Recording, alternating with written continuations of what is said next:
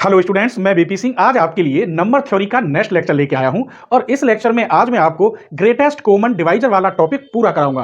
Common divisor बताऊंगा, greatest common divisor बताऊंगा, यूक्लाइड्स algorithm वाली जो 100% इंपॉर्टेंट है वो थ्योरम बताऊंगा, कुछ इंपॉर्टेंट जीसीडी के एग्जाम्पल बताऊंगा और जीसीडी में एज ए लीनियर कॉम्बिनेशन के भी 100% इंपॉर्टेंट एग्जाम्पल आज बताऊंगा। इसका मतलब आज की वीडियो 100% इंपॉर्टेंट होने वाली है क्योंकि ग्रेटेस्ट कॉमन डिवाइजर का पूरा टॉपिक इसी वीडियो के अंदर हो जाएगा। तो सबसे पहले हम बताते हैं कॉमन डिवाइजर क्या होता है। कॉमन डिवाइजर क्या होता है? दो नंबरों को कोई एक ही संख्या डिवाइड कर दे तो वो कॉमन कहलाता है। जैसे 20 और 30, 20 और 30 में दोनों में 10 से भाग हो रही है, 10 दूनी 20, 10 तिया 30, 10 उसका कॉमन डिवाइजर हो गया।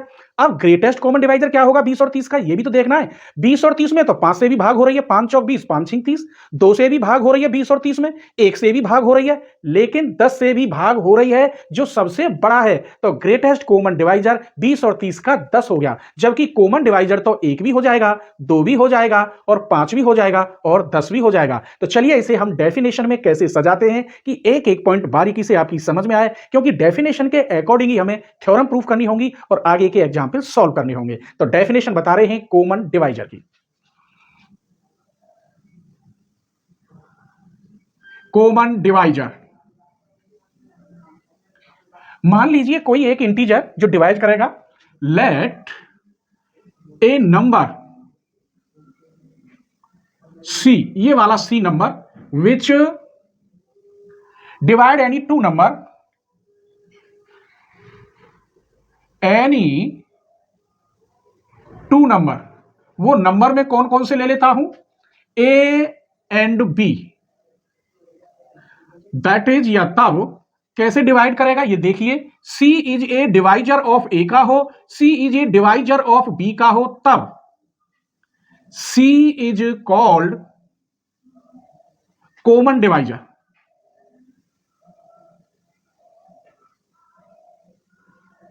अब यहां एग्जाम्पल समझिए, इसका अर्थ तो आप समझ ही गए होंगे क्योंकि मैं शुरू से ही आपने मेरे लेक्चर देखे होंगे फर्स्ट लेक्चर से, फिर भी मैं बता रहा हूं। सी is a divisor of A का मतलब है सी की डिवाइड ए में करें, इसका मतलब ये है।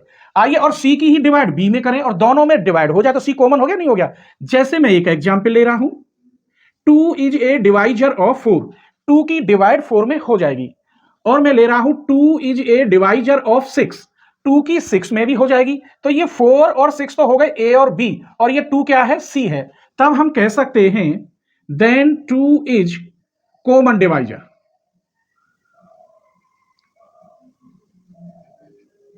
तो ऐसे लिखते हैं। डिवाइड आप कैसे भी कर लो, मैंने पहले ही बता दिया था। ये कॉमन डिवाइजर समझ में आ गया होगा ना? तो कमेंट करना कि समझ में आ गया, अपना नाम और अपनी सिटी का नाम जरूर बताना, ठीक है। आइए अब हम ग्रेटेस्ट कॉमन डिवाइजर ले रहे हैं, सेम डेफिनेशन लिखूंगा।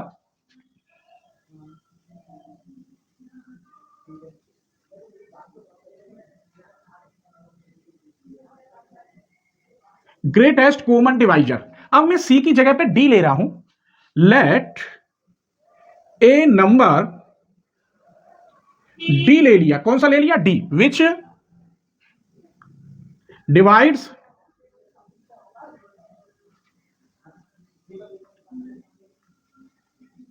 डिवाइड्स एनी नंबर, या डिवाइड्स ए एंड बी। ये नंबर डी ए और बी को ऐसे डिवाइड करेगा। अभी ए और बी को और भी नंबर डिवाइड कर सकते हैं, यहां तो 2 कर रहा, 1 भी तो कर सकता है 4 6 को। तो उसके लिए मैं क्या लिखूं?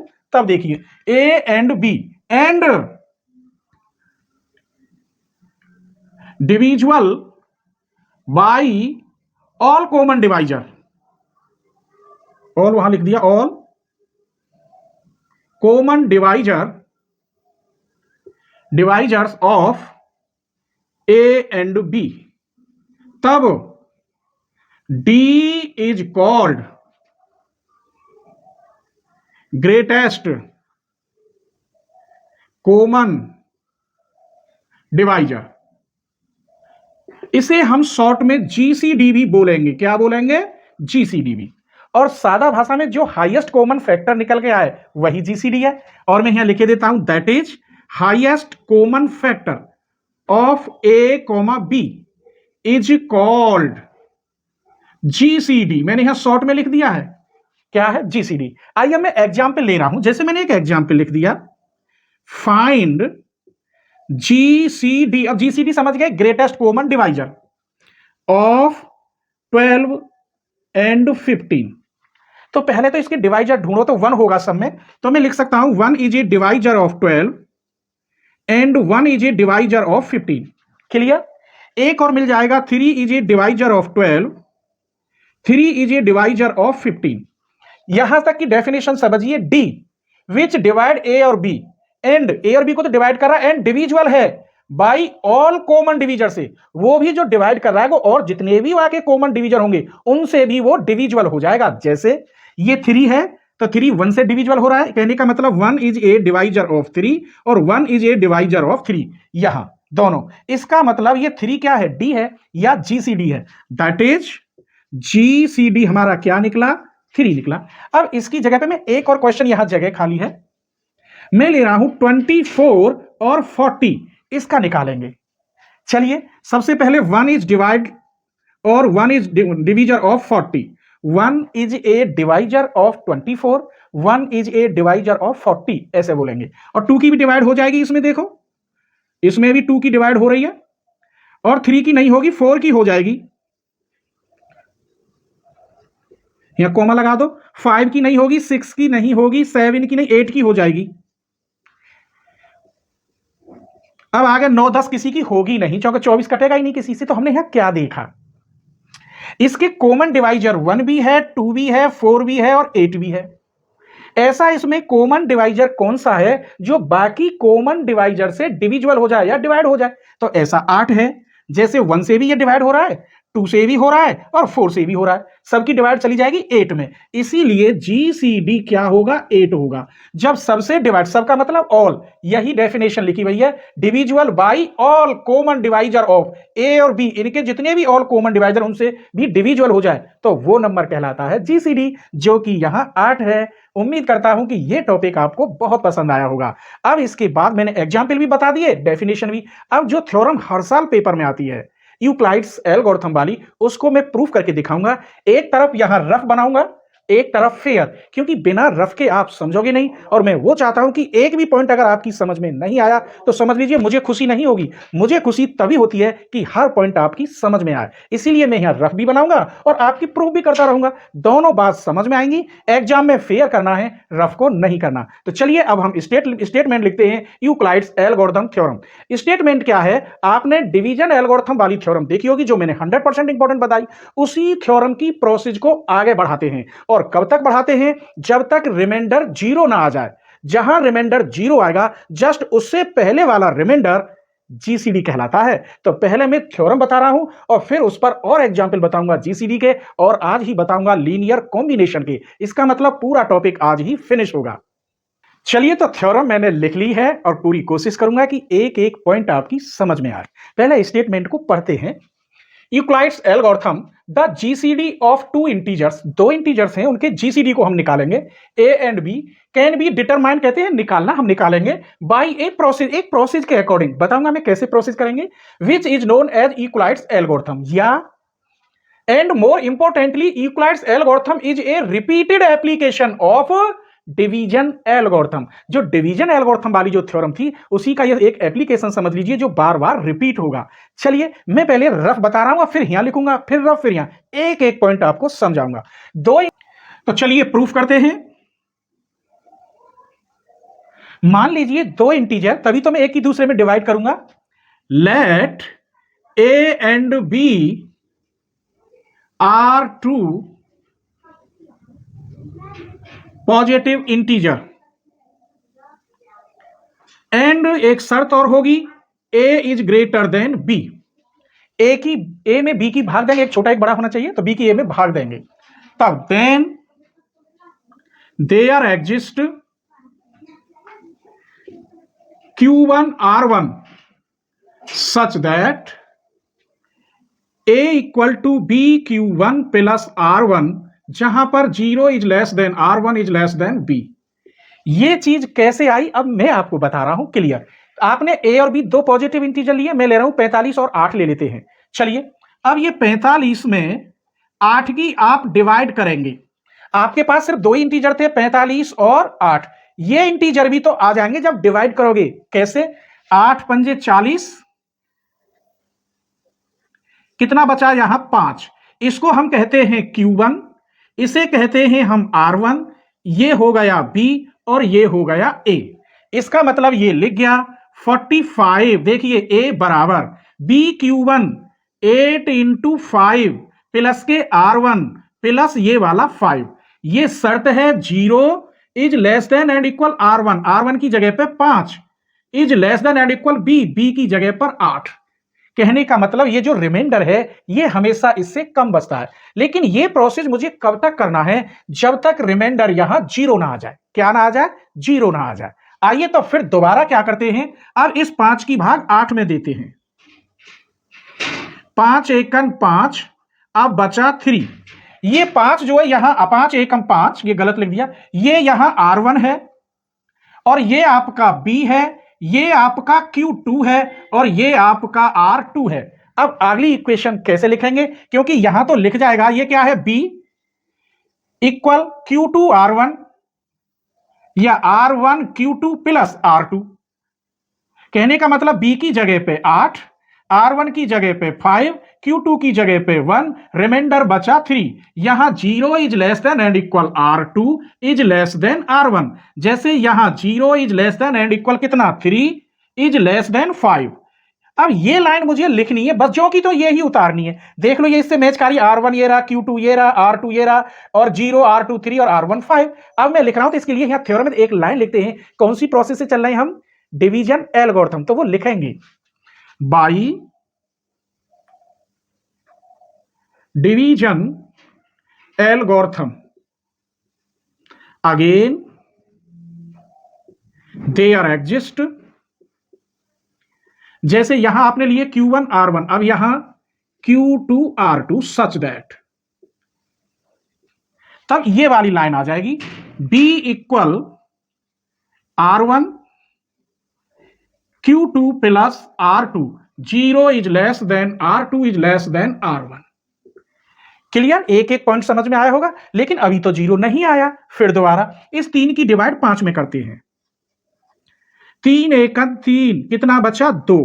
ये देखिए ये वाला 3 यहां रिमाइंडर है, तो यहां ये तो हो गया R2, ये 5 हो गया R1, ये देख लो ये R1 है और यहां मैं कह देता हूं Q3। अब यहां R1 आ गया, R2 और ये हो गया R3। तो यहां कैसे लिखेंगे, ये 5 है equal to 3 into 1 plus remainder 2। अब यहां 5 की जगह पे ये R1 लिख रहा है, देखो R1, यहां R2 इंटू कितना Q3 और प्लस क्या है R3, और यहां 0 इज लेस देन ये वाला R3 और ये छोटा होगा R2 से। क्लियर? यहां लिख देता हूं मैं 0 is less then and equal 2 is less then 3। अब ये वाली लाइन तो ऐसे बार बार नहीं लिखूंगा, अगली प्रोसेस करते तो B की जगह पे क्या होता, यहां R1, यहां होता R2 Q3, यहां बचता R3 और लिखते 0 is less then and equal R3 is less then R2। अब एक बात बताइए, चलो अभी तो यहां भाग कर लेते, बड़ा लंबा प्रोसेस बन जाएगा। अब 2 की डिवाइड 3 में देंगे, 2 1 जा 2, कितना बचा 1। अब यहां अगर आप करेंगे तो देखिए ये 2 क्या है, R2 हो गया और ये 3 क्या है, ये R3 हो गया। ये 3 यहां में जगह नहीं है, 3 हो गया R2, यहां Q3 के बाद ये Q4, R3 के बाद ये R4। तब यहां आ जाएगा जैसे R1 आया था तो ये R2 लिखा जाएगा। कितनी बार गया Q4 और डिवाइड किसकी, R3 की, R3 इंटू Q4, रिमाइंडर बचा R4। तो ऐसे ही अगली बनाते हैं इक्वेशन, तो यहां R2 equal R3 Q4 plus R4 और यहां 0 is less then R4 is less then R3। अभी तो यहां 1 बचा, 1 की डिवाइड 2 में करेंगे, मैं बस करके दिखा रहा हूं। 1 की डिवाइड 2 में कै बार गया, 2 बार, अब बचा 0। अब यहां एक बात देखिए, जब 0 आ गया, इससे पहले वाला ग्रेटेस्ट कॉमन डिवाइजर होता है, क्योंकि मैंने ये सरल लिया था तो यहां 8 और 45 का कोई कॉमन डिवाइजर नहीं हो रहा, सिर्फ 1 से। तो जब 0 आ गया तो उससे जस्ट पहला क्या कहलाता है, जीसीडी कहलाता है, जो 2 इंटीजर दे रखे हैं। तो हमने यहां ये भी क्या सीखा कि 8 और 45 का जीसीडी सिर्फ 1 है, इसीलिए मैंने ये लिया था कि थोड़ा बड़ा प्रोसेस हो जाए, जिससे तुम्हारी समझ में अच्छी तरह से आ जाए। आइए तो अब आगे की प्रक्रिया कैसे करें। अगर मैं इसको n कहता हूं, ये n तो यहां n-1 हो जाएगा और यहां n-2 क्योंकि 2 कम है। मैंने यही लिख रहा हूं इसके नीचे ऐसे प्रोसेस करके डॉट डॉट ऐसे कब तक लिखूंगा, ये मैंने कहा Rn प्लस ये कहा मैंने Qn, तो ये कितना होना चाहिए n-1 इक्वल, तो ये 2 वाला कितना होना चाहिए n-2 comma Rn equal to 0। Last का जो टर्म होगा वो क्या होगा 0। तो इसका जो ग्रेटेस्ट कॉमन डिवाइजर निकलेगा वो n-1 निकलेगा। क्या निकलेगा n-1।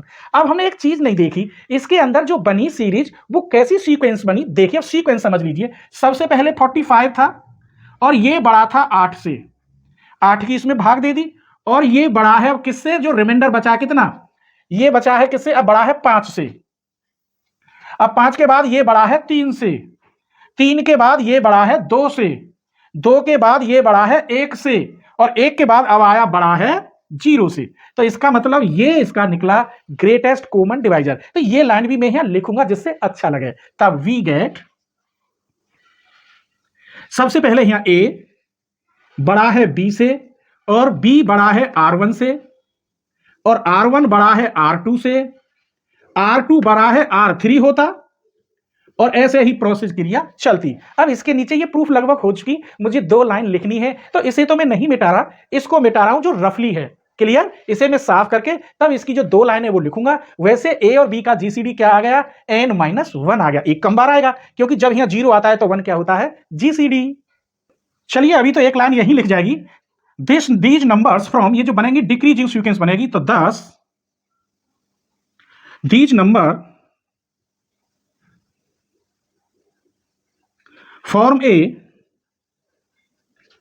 Decreasing of non negative number,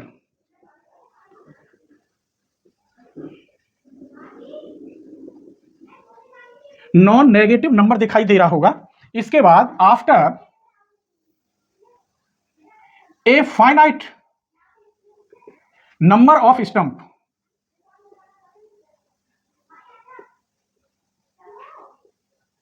we get,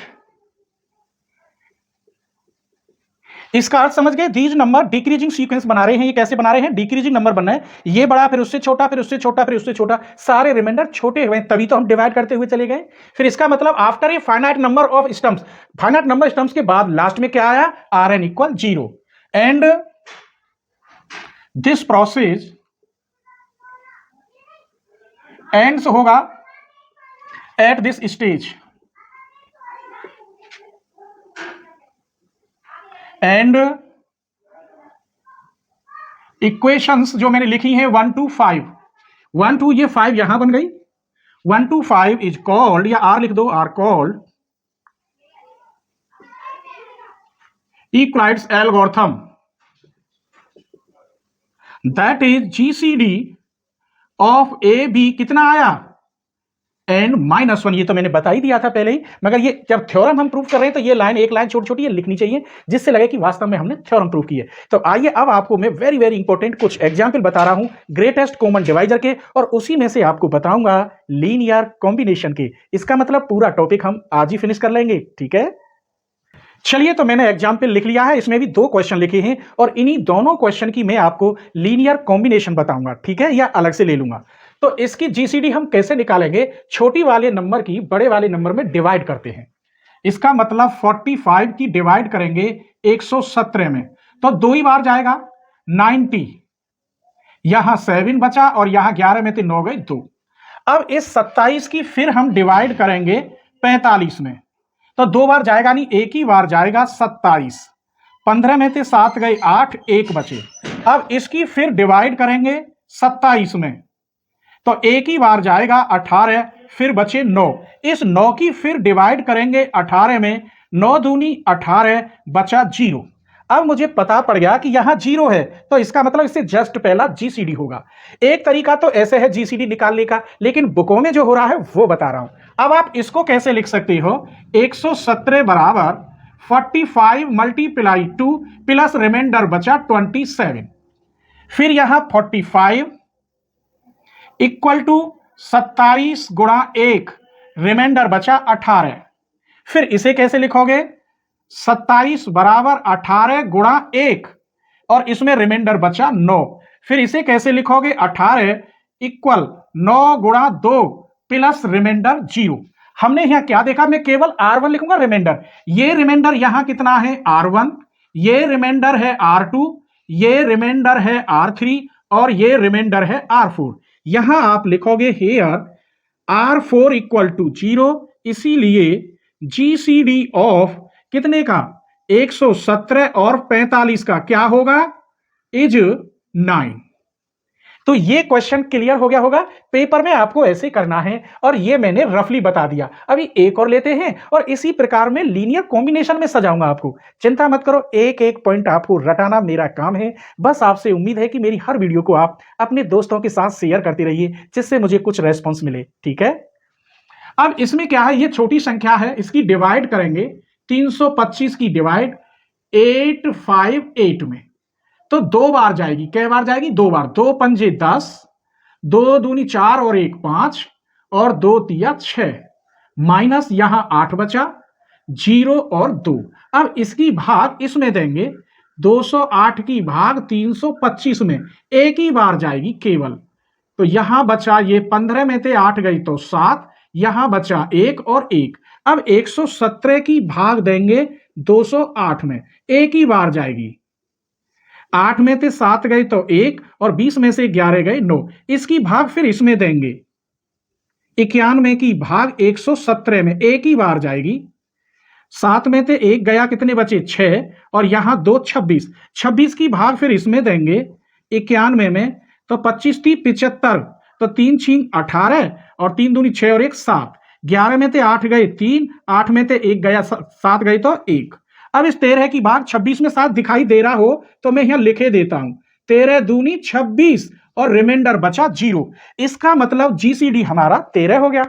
अब इसे पेपर में ऐसे भी लिख सकते, लेकिन एग्जामिनर ऐसे नहीं समझेगा क्योंकि ये तो बिल्कुल ही छोटा हो गया। आइए इसको अब मैं कैसे लिखूंगा ये देख लीजिए।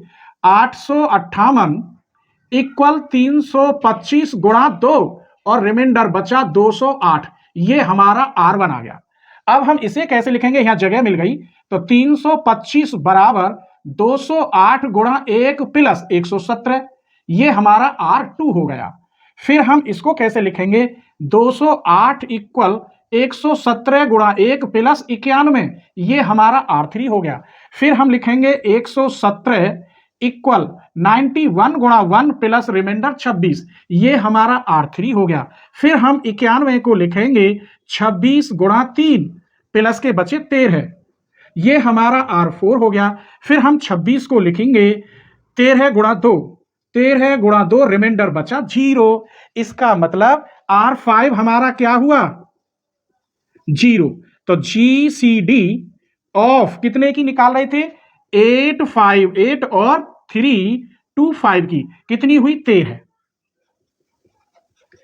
तो इस प्रकार क्वेश्चन आप पर अगर जल्दी ये नहीं होता ऐसे, तो पहले ऐसे कर लीजिए, फिर आप इसे ऐसे सजा दीजिए, ये रफ पे कर लीजिए, ये फेयर पे कर लीजिए। तो उम्मीद करता हूं दोनों क्वेश्चन आपकी समझ में आए होंगे और इस प्रकार के कैसे भी क्वेश्चन हो, सब क्वेश्चन ऐसे ही होते हैं। अब मैं बता रहा हूं लीनियर कॉम्बिनेशन वाले क्वेश्चन, ठीक है। एग्जाम्पल नंबर 2 देखिए, और जो पहला एग्जाम्पल मैंने बताया था वहां 225 लिख दिया है, वहां 325 कर लेना, आप 325 कर लेना, 225 मैंने लिख दिया है। आइए ये कह रहा है फाइंड GCD ऑफ 28 और 49, फिर express it as linear combination of 28 and 49। Linear combination में हम कैसे लिखेंगे, ये इस इक्वेशन में यहां 28x और 49y। अब x और y की वैल्यू जो भी यहां है वो हम सेट कर लेते हैं। चलिए, तो सबसे पहले ये छोटा नंबर है, ये बड़ा है, तो यहां हम 28 की भाग देंगे 49 में, एक बार जाएगा। 9 में से 8 गए 1 और यहां बचे 2। अब इस 21 की भाग हम 28 में देंगे, एक ही बार जाएगा, बचेगा 7। अब इस 7 की भाग हम फिर 21 में देंगे, तो यहां 21 और रिमाइंडर बचा 0। इसका मतलब हमारा GCD आया ये 7। अब इसे मैं लिखूंगा कैसे, ये चेक करना है। 49 इक्वल आया 28 मल्टीप्लाई 1 प्लस के 21, ये आपका रिमाइंडर है R1। फिर यहां 28 इक्वल 21 गुणा 1 और यहां रिमाइंडर बचा 7, ये आपका R2 है। फिर 21 को मैं कैसे लिखूंगा, 7 गुणा 3 प्लस 0 R3। इसका मतलब ये 7 जो है आपका GCD है। इतना तो मैंने अभी क्वेश्चन किए हैं। अब here GCD कितना निकला इसका 7। अब 7 की वैल्यू क्या आएगी, रिमाइंडर ले रहे हैं तो 7 की वैल्यू आई 28 माइनस 21 मल्टीप्लाई 1। अब समझना, इस रिमाइंडर की मैंने ये रिमाइंडर की वैल्यू निकाली तो ये इधर वाला माइनस। अब यहां जो वैल्यू होती है वो रिमाइंडर की ही होनी चाहिए। अगले में 21 रिमाइंडर है तो 21 की वैल्यू यहां रखनी है, तो यहां लिखेंगे 28 माइनस 21 की वैल्यू क्या आएगी, आप लगा लीजिए निशान, 49 माइनस 28 मल्टीप्लाई 1, और 21 गुणा मल्टीप्लाई आपका एक यहां था। मैंने सिर्फ 21 की वैल्यू रखी है, केवल रिमाइंडर की रखते हैं। आइए अब इसे मैं कैसे लिखूंगा, 28 माइनस ये हो गया 49 मल्टीप्लाई एक ये वाला, माइनस माइनस प्लस ये 28 मल्टीप्लाई इसकी इसमें मल्टीप्लाई होगी तो 1। अब आप एक बात देखेंगे, एक टाइम्स ईयर एक ही टाइम्स ईयर, इसमें भी 1 की मल्टीप्लाई होगी तो 28 ही आएगा। भाई यार ये भी 28 है आंसर, ये भी 28 है, तो इसमें एक की मल्टीप्लाई हो रही है, मैंने करी नहीं है। इन दोनों को एक जगह मैं कैसे लिख सकता हूं, 28 मल्टीप्लाई 2 माइनस 49 मल्टीप्लाई 1, ये 56 ही तो हो गया, 28 28 56। बस यही तो लीनियर कॉम्बिनेशन है मेरे बच्चों। ये हो गया 28x plus 49y, where x equal यहां क्या है 2 एंड y इक्वल क्या है -1 is as linear combination of कितना 28 और 49।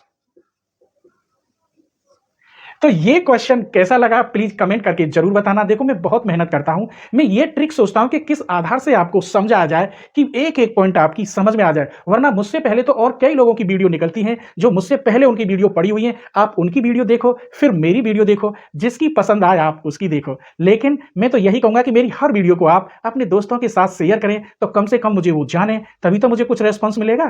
ठीक है, एक और क्वेश्चन देख लीजिए। इन दोनों का तो छोटी डिजिट ये है, बड़ी है, तो डिवाइड कर लीजिए पहले। 341 की डिवाइड 5 to 7 में एक बार जाएगी।